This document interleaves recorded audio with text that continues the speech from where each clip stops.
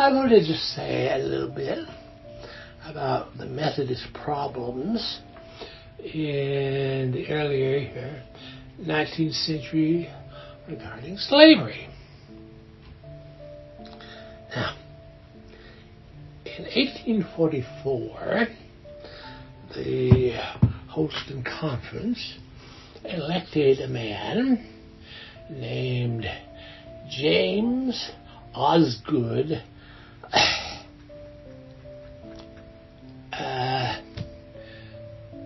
remember his last name. Anyway, elected bishop. He was a interesting person, a rather quiet and learned individual. He tried very much to promote education in Methodism of his time. However, problems arose when he got married. He was married to a woman named Sarah Greenough, Grwinouth.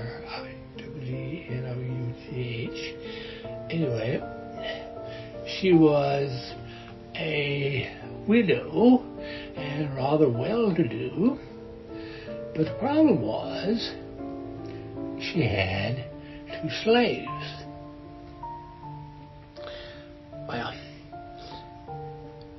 the slaves had come to her as an inheritance, and the persons who left the slaves to her had gone to a great deal of legal trouble to make it impossible, or virtually impossible, for her to either free them or sell them.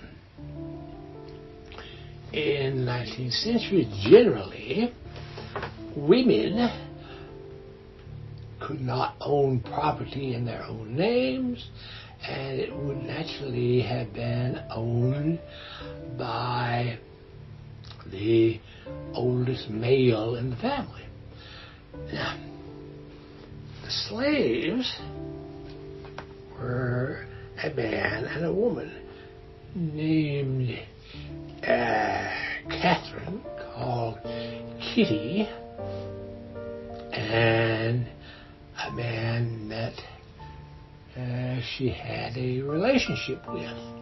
Now, slaves could not marry, so Kitty was not married, but she and the man had a couple of children. They lived in a slave cabin out behind Sarah's house. Once he had married her, things got very sticky very quickly. Now, Methodism started, of course, with John Wesley, and in, I think it was 1797, Wesley published a small pamphlet book denouncing slavery as vile and inevitably evil. In 1797, I think it was, the American Methodists had a general meeting in the United States. Wesley, of course, grew up in Great Britain, and because of British law, he had never even seen slavery.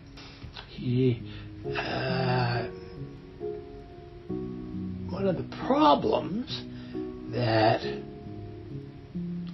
anti-slavery leaders had is, if you read the Bible very carefully, there's nothing in there explicitly condemning slavery. So Wesley doing the best he could, waxed somewhat philosophical, and he declared that slavery was unnatural. Basically, the natural law argument, which he repeats in this. And I think it was Christmas, around Christmas, 1797, the Methodist Book of Principles was published, and one of the very first principles that the book has was that no Methodist can hold slaves. The rule was, if you were a Methodist, if you joined the Methodist Church, and you had slaves, you were given 1 year to get rid of them, either to sell them or to free them. It gets complicated rather quickly because there is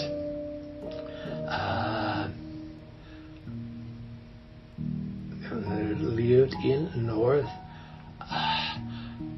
Georgia, and Georgia had passed laws making it illegal to free slaves.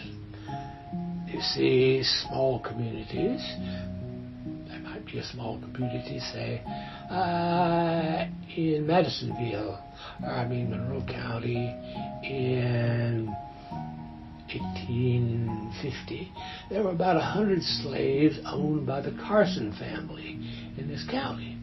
And if those slaves had all been freed suddenly, it would have been a pretty difficult situation. You would have 100 people wandering around Monroe County with no place to live, no job, no income, and so it was decided, it varied from place to place, but it was difficult in all to get rid of slaves, so to speak, to free them and so forth. I probably ought to say something about the Manumission Society. The Manumission Society, now to manumit in Latin, means to free a slave. The Manumission Society was founded in a northern state, and by 1850 they were everywhere. I found it very interesting that Tennessee had only one official of the Manumission Society resident, and he was the only resident official of the Manumission Society who lived in a state that later seceded from the Union. Now, the representative of the Manumission Society in 1850 in Tennessee was John Hamilton Bruner, the president of Hiwassee College. He kind of kept it low on the lowdown. It was not a popular thing to be, but he was actually a member of the Manumission Society and the state representative. I strongly suspect, though I looked as much as I reasonably could, that he actually inherited a slave from his grandfather, Stonecipher. However, in those days, if you owned a slave and you wanted to free him, it would have to be entered in the books of the county, a bill of sale. You would give a bill of manumission to the slave, and it would be recorded somewhere in the county records. However, Bruner grew up in Greene County, and the official records of Greene County are an enormous collection of books, most of them in manuscript, and which are not very well indexed. So I could never find a record formally saying that John Hamilton Bruner had freed such and such a slave, but I believe it exists. Now, one of the most important facts to the Manumission Society was Liberia. Liberia was a fairly small nation formed by the United States and with some help from the British, invading a small part of Africa and taking it over and setting up a free government there. The general routine with the Manumission Society was, if you were a slave owner, you had very few choices. You could manumit, you could free your slave, but to do that you had to pay the slaves travel expenses across the Atlantic Ocean to Liberia. And things were not going well in Liberia. First of all, it was a colony. The indigenous African people did not like the United States and Britain and so forth coming in and setting up a government on their soil without their permission. The indigenous people of Liberia, when ships loaded with freed slaves from the United States began to arrive, were not happy. They did not see the former slaves pouring into their country as their brothers returning from slavery. They saw them as more foreigners who wanted to use their land. In the 1850s, the practice of coating the outside of buggy wheels with rubber began to be popular. Vulcanization had been invented. So enormous plantations of rubber trees were growing up in Liberia, and many of the freed slaves from the United States ended up as simply cheap labor in rubber plantations, and their lives were about as unfree as they might have been in the United States. The second problem was medical. Liberia is rather near the equator. It's very hot, it's very humid, and it is very full, or was, and it still is, very full of tropical diseases. Well, say you send a ship loaded with American former slaves to Liberia. Within 6 months, up to as many as a third of them would have died of various tropical diseases. Beriberi, yaws, sleeping sickness, and so forth. They had no inherent immunity to those diseases, and they just died in piles, almost literally.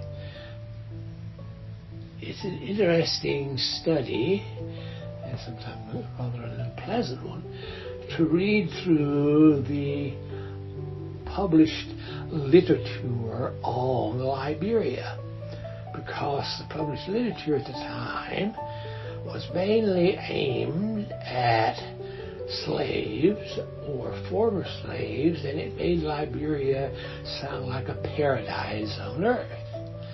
As paradise, it was a very good place to go to die. So, the story goes that Kitty, one of Mrs. Greenow's slaves, a slave woman, was offered free passage to Liberia. She said, "Oh, I don't know anybody in Liberia and I don't want to go there." A very sensible thing to say. She would have almost certainly have died. Well, the association between Kitty and the man, Caleb, who was an enslaved man who lived with her in the slave cabin behind Mrs. Greenow's house, was, of course, not based on marriage. In those days, slaves could not marry, and also they didn't have last names. Kitty and Caleb are simply the only names we have for Mrs. Greenow's slaves. Well, it got around that the Holston Conference had elected as its bishop a man who was a slave owner. By implication, he didn't really actually own them. The law had been manipulated, so he could not authoritatively say to his wife, "Sell your slaves." So he didn't try. However, it got around that the two slaves were living a very contented, apparently, and settled life as more or less the household slaves to Mrs. Greenough and her husband, Bishop Andrew. Now, the result was, in especially the northern Methodist Church, a great many people did not want to be a member of a church that had a bishop who was a slaveholder. As a result, in 1844, Holston Conference was forced to resign from the larger Methodist body. Lots and lots and lots and lots of people did not want to have anything to do with it.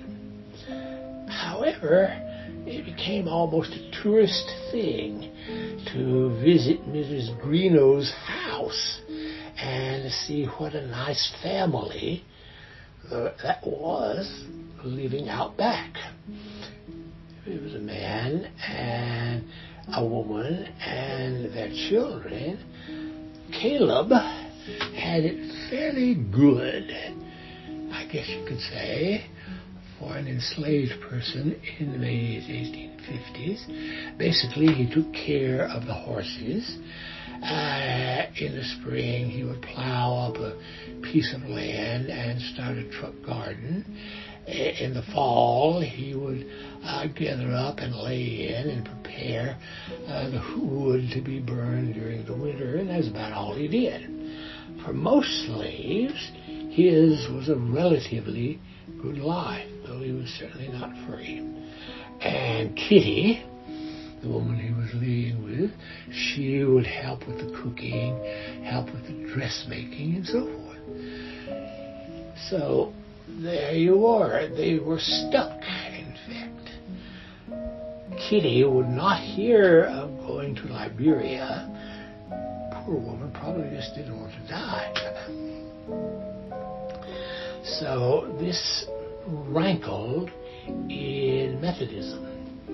And the Book of Discipline, as it is called, I've actually seen a very old copy of the Book of Discipline. It's about that big.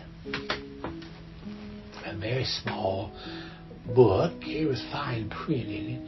The reason books in those days, especially books for Methodist circuit riders, were so small is literally they were traveling around and they needed things that would fit in their pockets. You know, if you were a Methodist circuit riding preacher, you did not want to own the Oxford Unabridged Dictionary. No, pretty obviously. So this forced the Holston Conference into a position. Methodism within the Holston Conference became defined as the Methodist Episcopal Church South. And this was basically a break right down the middle of the Methodist Church. And very quickly there became two Methodist denominations, if you will. The Methodist Episcopal Church South, which approved of slavery, and the Methodist Episcopal Church blank. The term Methodist Episcopal Church North was never officially used. So if you were MECS, you were Southern. If you were MEC blank, you were Northern. And around here, and in general, in this area, East Tennessee, a great many towns had two Methodist churches, North and South. I have followed at some length the fate of the Methodist churches in Monroe County. By the late 1890s, virtually all of the MEC blank churches had closed up. The last Methodist Episcopal Church, just between you and I, north, was in Tellico Plains. And by the late 1890s, it had so shrunk that it had to go in with another church in McMinn County to share a minister. They didn't have enough people there to pay for the minister, so there were really two ministers, north and the south, one favoring slavery. Well, when the Civil War broke out, the local Methodist church became enthusiastically south. The problem is you have to say something like Methodist Episcopal Church South or just Methodist Episcopal Church blank to really use their names. And it all goes back to poor old Bishop Andrew, who, well, he was a much married man. In fact, he had a certain, I would say, fondness for marrying wealthy widows, many of them having inherited slavery. And that was basically the center of what became the Civil War in Methodism. Brownlow, you and I have been talking about William Ganaway Brownlow.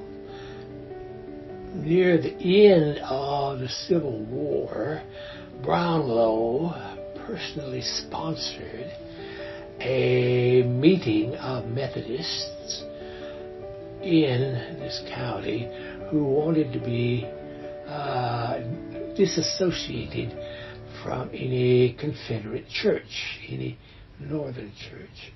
And I've looked at the number, and quite an impressive number of ministers who were officially ordained in the church South just left it and joined the MEC and went on with their lives as it were. There was a large number of local Methodist ministers who became chaplains in the Confederate Army. Now, chaplain in the Confederate Army was a rather difficult position, mostly because it didn't exactly exist. The Confederacy would not pay anybody who wanted to be a chaplain. You know, if you wanted to kind of live on what you could get from a bunch of poor soldiers, you could become a chaplain, but you were not given a uniform, and you were not given a title, and most importantly, you were not given a salary. I have seen evidence that strongly suggested to me that Dr. Bruner, at least for some time early in the Civil War, was a volunteer chaplain to some various Confederate units, but I could never find proof. The Confederacy didn't keep much records of it. It was not worth the waste of the ink, I suppose. By the way, some of you who fiddle around with old-fashioned documents may have often noticed that documents that come from the Civil War and sometime after the Civil War have a pale blue color. There's a reason for that. The Confederate paper makers